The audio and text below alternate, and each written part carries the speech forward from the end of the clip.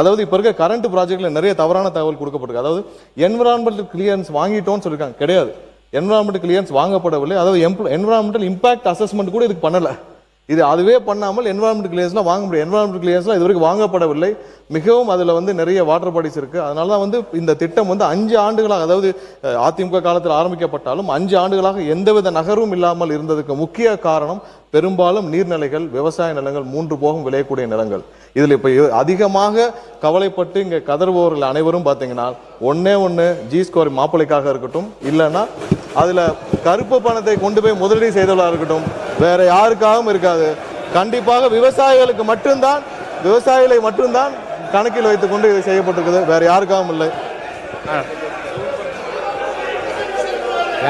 யார் பேசுறீங்க?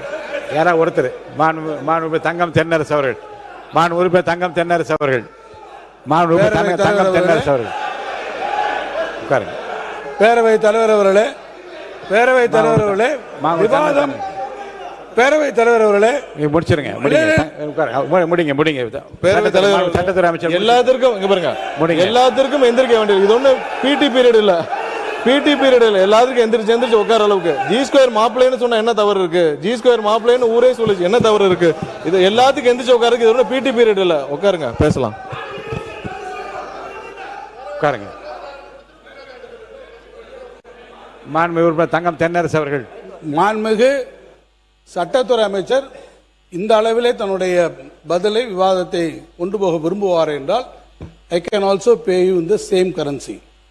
G-Square மாப்பிள்ளை என்று நீங்கள் சொல்வீர் என்று சொன்னால் வேறு எந்த லாட்டரி மருமனுக்காக புது விமான நிலையத்தை நீங்கள் கொண்டு போவீர்கள் என்று நான் கேட்க முடியுமா? நான் கேட்கவா? நான் கேட்கிறேன்.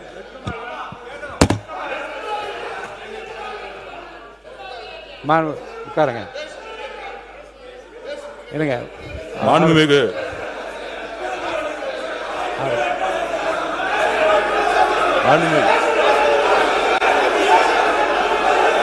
உட்காருங்க.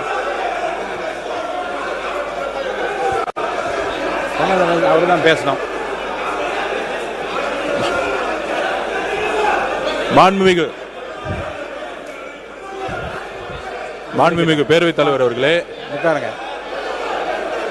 பேச அனுமதிக்கிறேன்.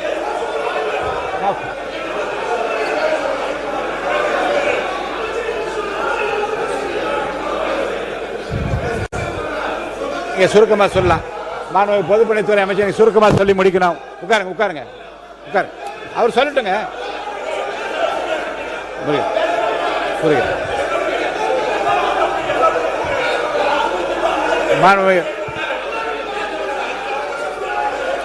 அவருக்கு முடிச்சிட்டுமே.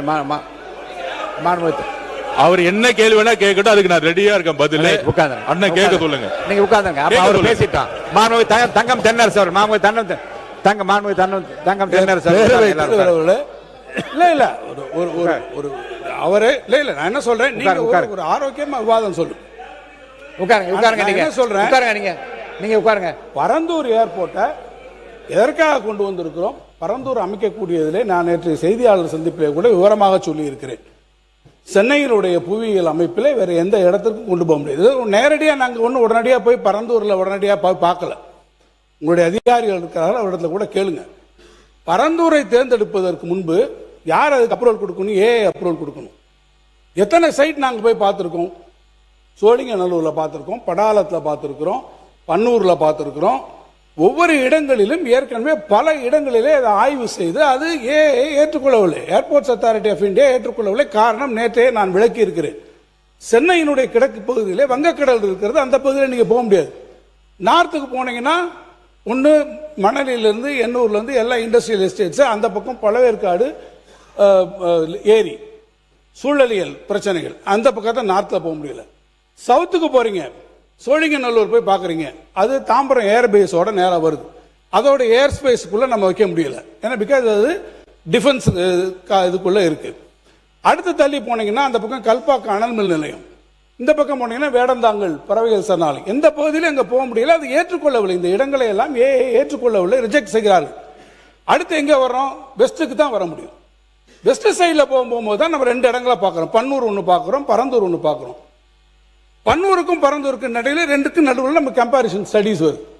என்னென்ன விஷயங்களை பார்க்க முடியும்? ஒன்று டெக்னிக்கல் ஃபீசிபிலிட்டி பார்க்கலாம். ஒரு இடத்த பார்க்கும்போது டெக்னிக்கல் ஃபீசிபிலிட்டி, அந்த இடங்கள்ல பெரிய பெரிய EHVT லைன் இருக்கா, வேற ஏதாவது பெரிய இண்டஸ்ட்ரீஸ் இருக்கா, அதை ரீலோகேட் பண்ணக்கூடிய விஷயம். இன்னொன்று மிக முக்கியமாக, ஒரு இடத்தை வருகிற போது எந்த இடமாக இருந்தாலும், எந்த தொழிற்சாலை, சிப்காட்டாக இருக்கலாம் அல்லது ஏர்போர்ட்டாக இருக்கலாம், எந்த இடமா இருந்தாலும் அடிப்படையில் நமக்கு நிலம் வேணும் இல்லையா? அந்த நிலத்துல போகும்போது யாராவது ஒருவரை டிஸ்லோகேட் போக வேண்டும், அங்கே இருந்து மக்களை மாற்ற வேண்டும் என்றால் யார் எந்த இடத்தில் மிக குறைந்த அளவிலே மக்கள் அதனால் பாதிக்கப்படுவார் என்பதை கணக்கெடுக்கணும். அப்படி எடுக்கிற போதுதான் பரந்தூரை நாம் அந்த இடத்தை தேர்வு செய்ய வேண்டிய நிலை வந்து. இன்னொன்று காஸ்ட் ஆஃப் லேண்ட், இதெல்லாமே பல காரணங்கள். இவ்வளவும் பண்ணிதான் பரந்தூர் எடுக்கப்பட்டதை தவிர மாண்புமிகு பொதுப்பணித்துறை அமைச்சர் சொன்னதை போல அதில் எந்த விதமான ஒரு உள்நோக்கங்களும் நிச்சயமாக இல்லை என்பதை நான் திட்டவட்டமாக தெரியவில்லை. இல்லை, அவர் ஒன்று சொன்னார், மாண்புமிகு பொதுப்பணித்துறை அமைச்சர் அவர்கள் சொன்னார்கள். அதில் அதுக்கான முழுக்க டெக்னிக்கல் ஃபீசிபிலிட்டி. ஏன்னா அரசாங்கங்கள் ஈடுபடுது, நாங்கள் மட்டும் கிடையாது. ஒன்றிய அரசு இத்தனை இடங்களையும் பார்த்ததுக்கு பிறகு ஒன்றிய அரசு இறுதியாக அவர்கள் அப்ரூவல் கொடுத்தது, நம்முடைய சிவில் ஏவியேஷன் மினிஸ்ட்ரி ஃபைனலாக அப்ரூவல் கொடுத்தது பரந்தூரில் கொடுத்தார்.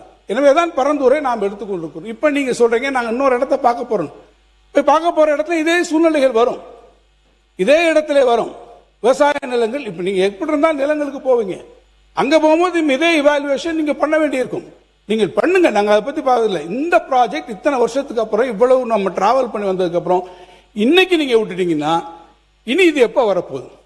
சரி, சென்னை இருக்கக்கூடிய எக்ஸிஸ்டிங் விமான நிலையத்தை நீங்க நாங்க பண்றோம்னு சொல்றீங்க. எத்தனை பேர் அங்க, நீங்க எப்படி செகண்ட் ரன்வே அங்க எப்படி வரும்? இதே ஜியோகிராபிக்கலா டெமோகிராபிக்கா சென்னையில் இருக்கக்கூடிய எக்ஸிஸ்டிங் ஏர்போர்ட்ல எவ்வளவு பெரிய பிரச்சனை வரும்? எத்தனை பேரை நீங்க மீனம்பாக்கத்துல இருந்து டிஸ்லோகேட் பண்ணுவீங்க? அதனுடைய டென்சிட்டி ஆஃப் பாப்புலேஷனை நீங்க யோசிச்சு பாருங்க. சுற்று வட்டாரத்தில் நிறைய பிரச்சனைகள் இருக்கு. ஆகவே நாங்கள் சொல்வது, பரந்தூர் விமான நிலையத்தை நீங்கள் முடக்குவது. முடிச்சிடறேன் மினிஸ்டர், முடிச்சிடறேன். இல்ல அதுல நாங்க சொன்னதுபடி நீங்க ஏற்கனவே முடிச்சிடறேன், ஜஸ்ட் கன்க்ளூடிங். ஆக ஏற்கனவே அங்கே இருக்கக்கூடியவர்கள் ஏறத்தாழ 2500 மேற்கொள்ள பட்டா நிலங்களை வைத்திருப்பவர்களுக்கு காம்பன்சேஷன் கொடுத்து அக்விசிஷன்லாம் முடிந்து ப்ராக்ரஸ்லாம் வந்ததுக்கு அப்புறம் இந்த திட்டத்தை கைவிடுவது என்பது தமிழ்நாட்டினுடைய ஒட்டுமொத்த பொருளாதார வளர்ச்சிக்கும் அது நிச்சயமாக எதிரானதாக இருக்கும். அந்த வளர்ச்சிக்கு உதவாது. நீங்கள் சொல்றபடி 1.5 ட்ரில்லியன் அமெரிக்கன் டாலர் எக்கானமி என்பதை ஒருபுறம் நீங்கள் சொல்லிக்கொண்டே இன்னொரு புறம் அதற்கு எதிராக செய்கிறீர்கள் என்பதுதான் எங்களுடைய நிலைப்பாடு. அதைத்தான் நாங்கள் விளக்கியிருக்கோம்.